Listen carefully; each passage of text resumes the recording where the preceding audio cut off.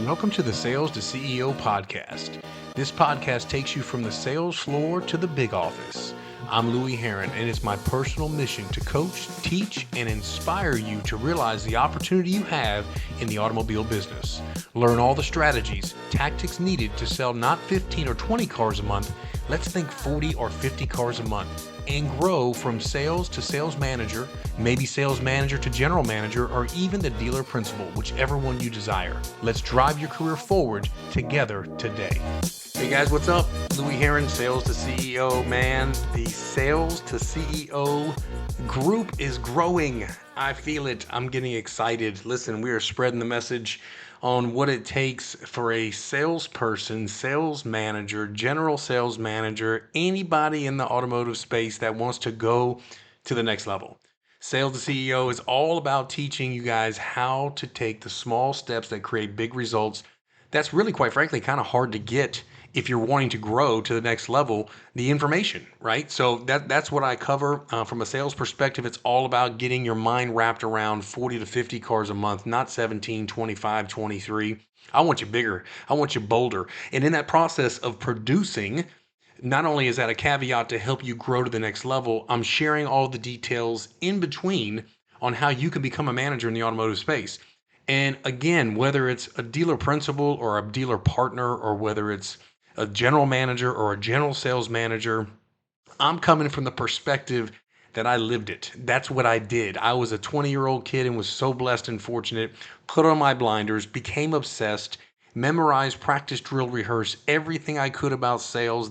Once I became a manager, I memorized, practiced, drill, rehearsed everything I could put my hands on as it pertained to leadership. And so that's what I'm giving and delivering to you guys today on this podcast. Also available, Sales to CEO. That whole course is available. The course of Management 101 is available. Selling Cars on Social Media course is available. Master Closing course is available. So there's some assets that you guys can put to use if you really want it. Look, what I find though in the car business, some people are okay selling 20 cars a month. They're okay making $90,000 a year. They're okay with that. And I only say that because their behaviors are indicative that they are. Right, because somebody who behaves differently responds and reacts differently. And one of the big things that I will tell you that was huge in my career was investing in myself. When I had nothing, I paid everything, right? Because when people pay, they typically pay attention. And if someone has the information I need to grow, information changes situations. I got to have it because I don't have time to waste. And I thought this way as a 20, 23, 25-year-old, kid. So if you're out there listening, and you want to get better and you want to grow, you're in the right spot, especially as it relates to the automotive space. So today's topic is, are you currently a manager? Listen up if you are, or do you want to become one? Because what I'm about to cover right now is not only some key characteristics that I think that you need to understand if you're ever going to be a manager, but also if you're a manager currently, I want to challenge you. When I go through some of these things, are you currently being the best sales manager you can possibly be? That's the question I want you to digest. If you're a sales guy, hey, hang in there, because you could actually listen to this content and kind of just look at your management staff and see where they have room to grow. And then more importantly, if you want to be a manager, where are you going to take your next steps so you can grow? So let's start off by just talking about a sales manager in the car business. What does that look like? What are the roles and responsibilities does that individual have? Now, unfortunately, in today's market, right, we're 2024, right? In today's market, a sales manager is basically a desk manager. Big difference, guys. Huge difference. If somebody's a desk manager in the dealership, if you are currently, desking deals, and that is your primary role because you make quote unquote all the gross, God bless you, got to have one of you on the desk, but you will be there forever. You ain't going nowhere. If you have a desire to grow to be the general sales manager, maybe you have a desire to grow to be a general manager, you're going to have to do a lot more than just desk the deals, submit the deals, call the banks, get them bought, work with the finance director to get all the steps you need and things to get the deals funded and keep CIT clean and all that kind of stuff. That's all valuable. I'm not even discounting that. But what I'm sharing with you is, if we're going to be big boys and girls and we're going to do this thing right, it's going to take a lot more heart, passion, soul. It's going to take more of you than you're willing to give to get more than you currently have. And that's the hack of growing, not only in the car business, I think in any business. If I was in the insurance business, real estate business, mortgage business, stock business, I think I would have had the same mentality and probably, hopefully, Lord willing, created the same results. But I wasn't. I was in the automotive space. And I went from a salesperson to a dealer principal. So I can only share with you my own personal experience. So let's dive right into it. So a role of a sales manager. Number one is to forecast goals, objectives for sales, for gross, for key expenses, monthly and annually. So let's pause. Just want to ask you, sales managers out there, do you currently consistently forecast your goals and objectives for total sales, gross, key expenses, as well as do that on a monthly basis every month religiously, and you already have it dialed in annually so you can reflect back quarter, Q3, where are we at versus Q1 and Q2. Now, I'm only saying this because a lot of my sales managers out there want to become a GM. Newsflash. If you want to be a GM, you better start acting like a GM. All my GSMs out there, if you want to be a GM, you start acting like one. You act as if before you ever have it. Again, in the Sales and CEO course, I completely go into that and Emerson's law of compensation, and I'll get into that towards the end of this podcast. But guys, I'm telling you, if you're going to grow to the next level, you've got to be it before you become it. So most sales managers don't do this, whether it's new or used. They desk deals. And some of them get off the desk and close deals. Not all of them, believe it or not. I'm not, again, not every sales manager gets off the desk to close a deal, right? They just, they don't have the horsepower to get out there and mix it up, or don't have the words or the closing techniques to do something different than somebody else could do. I don't know the answer, but I do know this, that you've got to start with the basic fundamentals. Let's move on. A sales manager hires, recruits, trains, motivates, counsels, and monitors the performance of all, listen to me when I say all new and used vehicle employees, all variable operations, sales manager, sales. Now, I know you may have a GSM in your store, and he's responsible for all the new, all the used, all the F&I. He is kind of the GM of the variable department. I get it. Listen to me. I'm talking to sales managers that want to be something. So you got to act as if. So in my world, you hire, you train, you motivate, you counsel, you monitor the performance of all ALL, new and used vehicle employees, period. Sales, internet, BDC, F&I. Your hand is in everything. Again, if you're a sales manager and you want to grow in the business, you got to be it before you become it. You got to get, now again, if you want to just desk deals, you desk deals all day long, baby, and just and hang tight. You'll be there for a hot second. You ain't going nowhere fast because you fill that role. You are the guy that makes the gross, or you're the guy that doesn't miss the deal, or you're the guy that keeps the volume going. That's great. We got to have you. And if you're satisfied and happy there, stay there. However, if you want to go to the next level, you've got to be responsible for the recruitment. I said recruitment. When you recruit, that means you actually go get people. You go find stars somewhere, some ex-cops, you see the knack, the talent, the ability, the gift of gab, the heart, the passion, the tenacity. You go recruit people. You bring people to the dealership versus just put an ad on Indeed and bitch about the millennial or whatever bitching and moaning goes on about what an ad brings in. Man, go get something, man. You're a sales manager. You're a future GM. You're a guy that wants to grow in the business. Go, man, bring something to the table. We talk about training. Yes, I could be in your store training, assisting, and helping, but at the same time, there's daily counseling, motivating, training, and monitoring of performance that has to go on, that no video series, no outside trainer that comes in once a quarter is ever going to fill the gap for you. You have to be that catalyst, and you've got to do it with sales, F&I, internet department, and the BDC. Let's move on and talk about what else a sales manager does. Prepares and administers all the annual operating budget for new and used car departments. Now, I know some of you guys may work for Asbury, AutoNations, Sonic, Rick Hendricks, all the big groups, all the big boys, right? The Larry Morgan Automotive Group. Look, I get it. And you're not even included in those budget meetings. You're not even you don't even get a chance to talk in those operational meetings. Well, guess what? You can sit on the sideline and not participate, or you can act like you're somebody that really wants to go to the next level and start preparing and administrating your own new car forecast, annual budget as it's coming up in 2025. You can do that, and you can present it to your general manager and have a piece. And then all of a sudden, what happens to your GM? He goes, damn, Johnny's got a clue. This is a nice proposal. This is a nice performa. Who taught you how to do this? How did you do this? Well, here's the problem. If you don't know how to do that, you better go figure it out. Again, you can get trained. I mean, there's stuff on sales as CEO. You can learn how to run performers and do all those kind of operational things. But again, to gain awareness, to gain some respect, to gain somebody's knowledge. So not only do you desk deals, close deals, train your people, motivate your people, do one-on-ones, work with all departments. My gosh, you even have an idea about operational, reporting on what we're going to do for annually. Strong. This is who I encourage you to become. But that's a responsibility, believe it or not. In my world, if I'm owning dealerships, so my guys, when I own them, that's their responsibility to bring me what their forecast is. Let me line it up against mine, and then we negotiate through the middle. Now, keep moving forward, building and leading a team of all team members, all variable team members to drive revenue and growth. Again, the goal of a sales manager, one of the functions of a sales manager, we can talk about the activities and the administrative stuff, and I'm hitting on some of those, but in the end, you're responsible for the sales revenue and you're responsible for the sales growth. Now, whether you realize it or not, total revenue is just as important. Well, let me take it back. It's not just as important as gross. Gross is king. You got to make the gross on your car deals. There's no doubt about that. But we look at all forms of revenue. We look at all product lines we're moving and selling. And I think it's important and essential that if you're not involved in ordering cars or that whole day supply or that whole understanding of inventory moving, whether it's new or used, you've got to get a clue. Get off the desk, stop just being a desk manager, okay, and expand yourself a little bit if you want to grow, if you want to get better. If you're a sales guy listening to me right now and your head's spinning because you have no idea what I'm saying, this is the part I'm talking about for you to go from sales to sales management.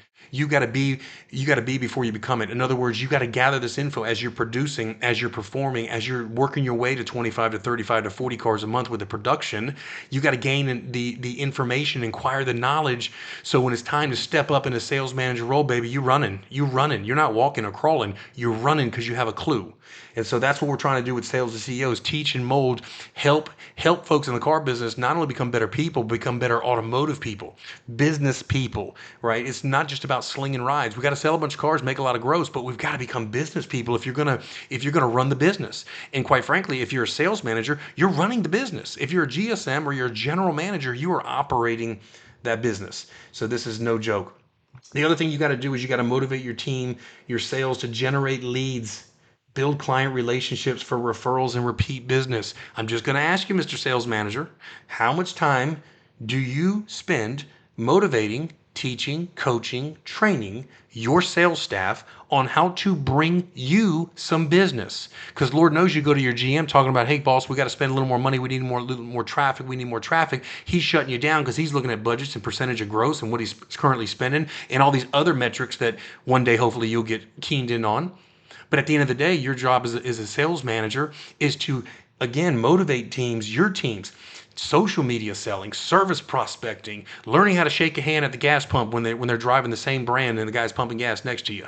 You know, how to get the name, get the number, how long have you had the car, it looks good, how many miles you got, and start loading that lip on how to have a conversation with the guy at the gas pump that you're selling Toyotas and he's got a Tundra and it's a 2009 Tundra, it's time to trade. He's picking up a conversation. By the time he leaves the gas station, he's got a name and a number. Guess what? Boom, he's in eLeads or Dealer Socket or Vin Solutions, and he's got a prospect in the system. And now he's not bitching that he's working the same leads in his organizer. Guys, this all just comes together, but it takes small steps to get big results. But as a sales manager, it's your job to help inspire, motivate, lead these guys through tactics and strategies and scripts. Whether I train you on those or you get yourself trained or you figure it out, either way, you've got to teach them how to generate their own leads. Build client relationships with the people they've already sold. Guys, we're looking at our business so freaking backwards sometimes. We're spending all this money front loading. We've already spent a ton of money back loading. We've already sold a bunch of cars. Go back to 19, 17, 18. These people have bought cars. They're in your database. They're in your CRM. Not only can you prospect them, they should be retained by the person who sold them. But if we didn't train and motivate and retain the people we had back in 17, those salespeople are long gone. They're working for competitors now because we didn't do our job as a salesperson to keep them there. So they have referrals coming back in to our dealership. Again, working it hard, not smart. But it's our job as sales managers to build those client relationships to get the referrals and the repeat business. You're selling a car today. Man, do we even get a referral? Do we even ask for a referral? Hell no. That doesn't go on anymore. I can prove it. I'm in stores all the time. But I'm telling you, there's a specific process that's easy to gather up 3 to 4 referrals like clockwork on every deal. And if you're selling 200 cars a month and you're getting 2 to 3 referrals, guys, you're getting 400 to 600 opportunities. Boom, plug them in Vin Solutions, plug them in eLeads, put them, subsource them under referrals, and have, your e-blast ready to go. Have, again, sales manager. This is yours to manage. And your GM's going, please, somebody do something outside the box, which really isn't outside the box. It's like so 1980. It's like blocking and tackling. But we're so caught up with, desking deals and trying to make gross and keeping budgets and keeping the heat off our back. And, oh, we don't have that many, cars in stock, all these excuses. And look, guys, I'm telling you, I've been a desk manager, sales manager for a long time. I understand it. I get it. I'm with you. It's all excuses. At the end of the day, it's our responsibility. If you want to continue to be a sales manager, continue to do what you're doing. You'll be there for as long as you need to be. If you can make a little bit of gross and you're desking deals and there's not a better replacement, you'll hold that job. But if you want to grow to general sales manager, and God forbid you even want to be a dealer partner or maybe be a dealer principal, guys, these are just basic fundamentals. In my course, Sales Management 101, you'll find them all. It's simple, super simple. The last thing I want to talk about is just creating environments in the sales experience to achieve award-winning CSI. We all know the pressure on customer service. We know the pressure on CSI. We know the pressure on scores. We all know it's manipulated. It's time to actually deliver on a sales process, a sales experience that makes the consumer happy, that actually wants to give you, they want to give you a good survey.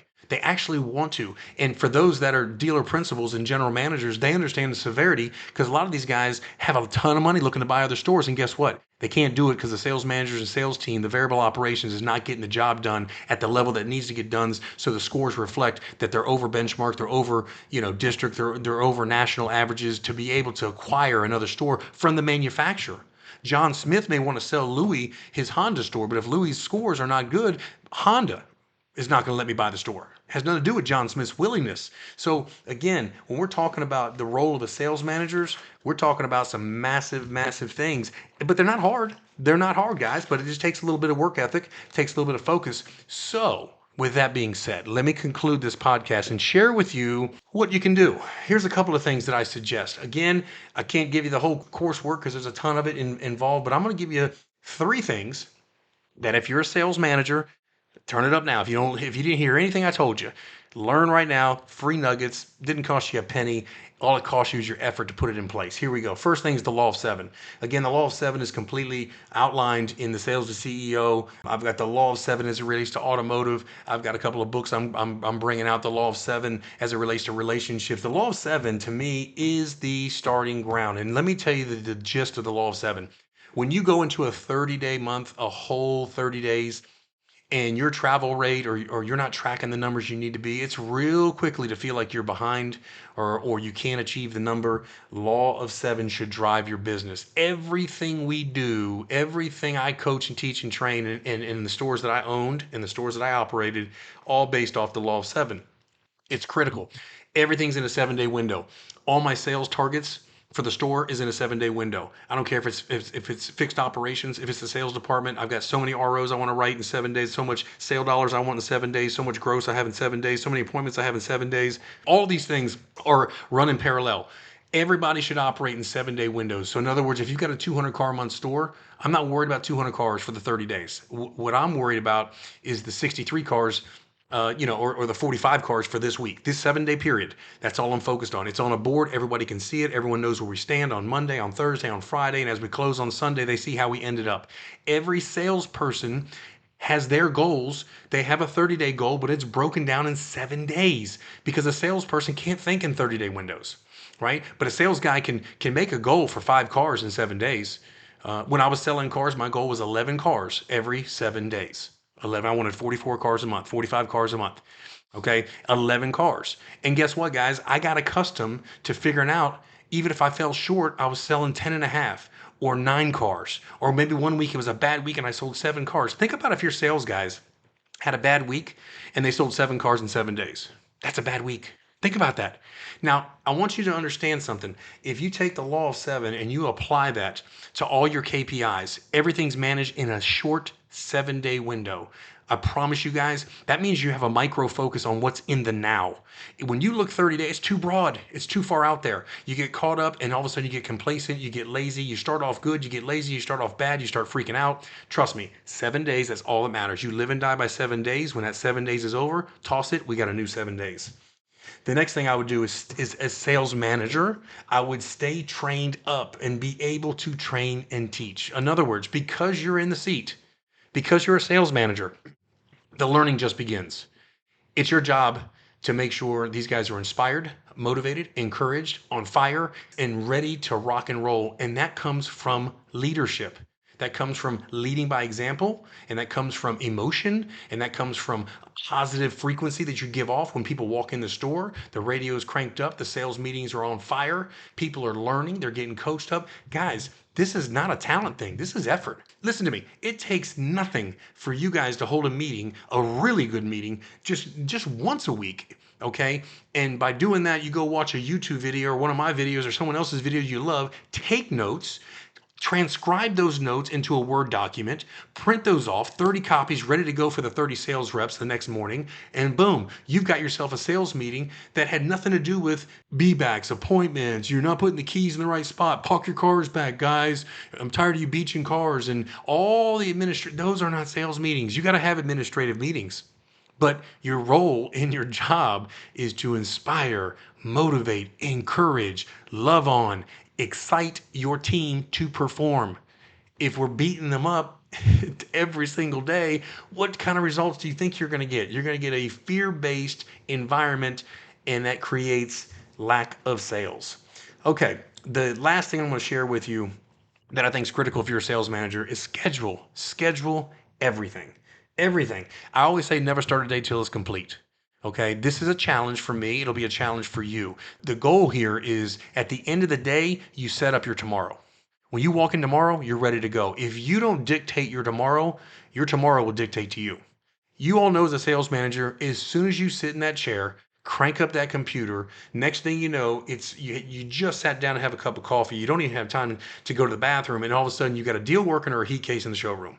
And next thing you know, boom, that throws you right off track. Next thing you know, you're into a deal, you made a car deal, or you got Miss Johnson who's sideways, who you're trying to diffuse, or you've got a service customer coming up asking you something that has something to do with fixed operations. Guys, you got to manage your schedule, okay? So what do I mean by schedule everything? I'm talking about schedule your one-on-ones. If you don't schedule it, it's not going to get done. Schedule your non-buyer follow-up. What does that mean? Wait a minute, I'm a sales manager. I'm supposed to get on the phone? Hello. Exactly. You, sales manager, behind the screen, you have all the tools, resources, assets to make sure you're following up with every single person you can. It's got to be scheduled or you won't do it. Okay? You can't tell me that the lot ups that come in that you work, you have a good idea what's going on there. But tell me yesterday, sales manager, the phone calls we got in, 7 phone ups, and we also got 13 internet leads. That's 20 opportunities from yesterday. Did you talk to one of them?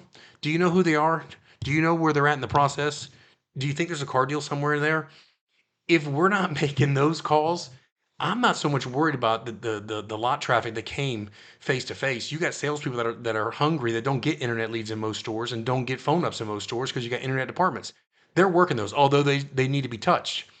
And you've got BDC departments that are doing that. But you're the sales manager. You're the one that can make the deal. You know the rebates, the rates, you know the terms.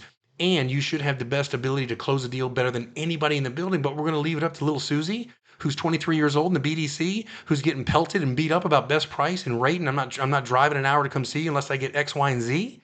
And then she's coming to you and you're going back and telling her, go tell him this. Come on, man. Get on the phone. Get on the phone. There's 13 to 20 to 25. In some stores, there's 50 opportunities that come in the web. They come in on the phone, and a sales manager doesn't even touch them. They don't even have a clue who the hell they were.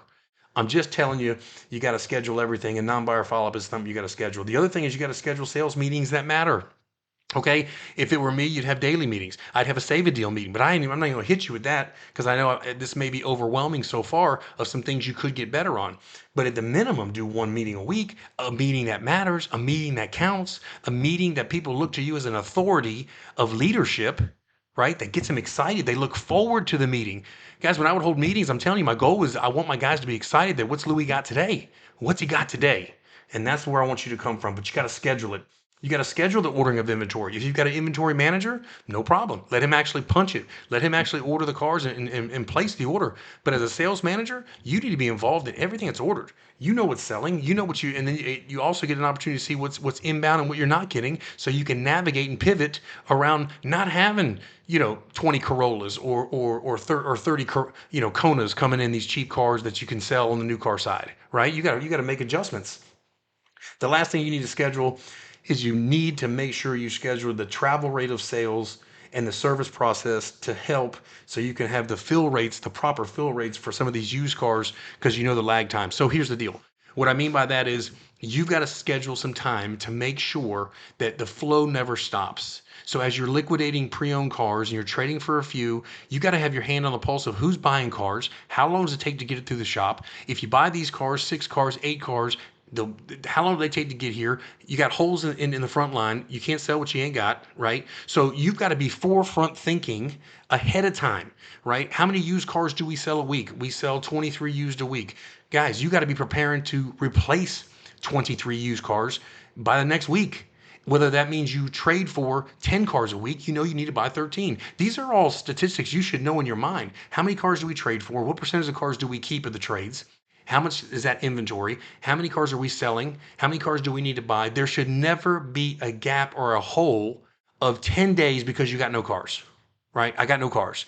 We sold them. And so again, I'm just talking bare bone, basic 101 sales manager things. So if you're a salesperson listening to this, although the Sales the CEO gives you a whole bunch of content on what you need to be doing and what you need to be aware of if you're a current sales manager, again, guys, this is just a taste of some of the things you can get and grow when it comes to putting some things together. So the last thing I just want to share with you that I think is important, and we'll wrap this thing up, is the law of compensation. The Bible refers to it as sowing and reaping, but the law of compensation, Emerson's law of compensation, all it simply means is you give more service rendered than wage paid, and your wages will come back tenfold. I tell you that because when I just ran down everything that I ran down, and if you're listening as a sales manager, you think, damn, I'm not doing a lot of that stuff, or I don't know how to do some of that stuff, or I've never done some of that stuff. I just want you to know that when you start putting forth some of this effort and you feel like you're not getting paid for it, I promise you, give more service rendered than wage paid. The byproduct of doing what I just shared, which was a small snippet of sales management, okay? The byproduct of doing that, if you can handle just what I gave you today flawlessly, I can assure you, dealer principals, general managers, they got a diamond. They know if I've got a sales manager handling his business at that level, and guys, that was a small piece, I promise you, on the horizon could be big things for you. So listen, I hope you enjoyed this week's Sales the CEO, again, bringing you content and information on how to grow in the automotive space, specifically how to become a next level performer. If you're a manager, how to be a GM. If you're a GM, how to be a dealer principal. If you're a salesperson, how to sell 40 to 50 cars a month, and how to get to the sales manager level. Guys, you can go to louieherron.com, louieherron.com, check out the courses that are available. You can go to @LouieHerron check out free content, video content of leadership, sales, business, and there's some life lesson oriented things as well. But most importantly, whether you check my stuff out or anybody else's, get better. Get better. Find the ways to get better. I always say this, and I'll say it again, and I'll probably say it every single time on these podcasts. If you're gonna be in the car business, and you know you're going to be in it for the next 2, 3, 4 years, then you might as well do the best you possibly can to get the furthest you possibly can go. I'm telling you, from a 20-year-old kid, I can't scream it from a mountaintop hard enough. A 20-year-old kid became an owner of 3 dealerships, a used car independent lot, and ownership started within 12 years of me being in the business. 0 to 12 years, and I was a partner. Guys, don't tell me it can't be done. I'm giving you the tools, the assets, the resources. I hope you listen. I encourage you. Man, I want you guys to get better. Do me a favor. If you like what you heard, share it with other automotive people. Share this with your sales manager, sales guy. If you're a salesperson, share it with your manager. Let him hear, let him grow. If you know somebody else that may need the encouragement or the automotive advice, share it with them. I appreciate all the love. All the algorithms love the shares, the likes, the reviews, and you guys have an amazing day. We'll see you again next week on the Louie Herron podcast. Thanks for tuning in to the Sales to CEO podcast. If you've enjoyed this episode, be sure to subscribe, like, and share with other car professionals. Guys, it really helps a ton. For those ready to take the next step, visit louieherron.com for the Sales to CEO course and many other courses and resources you're going to need to get you to that 40 and 50 cars a month.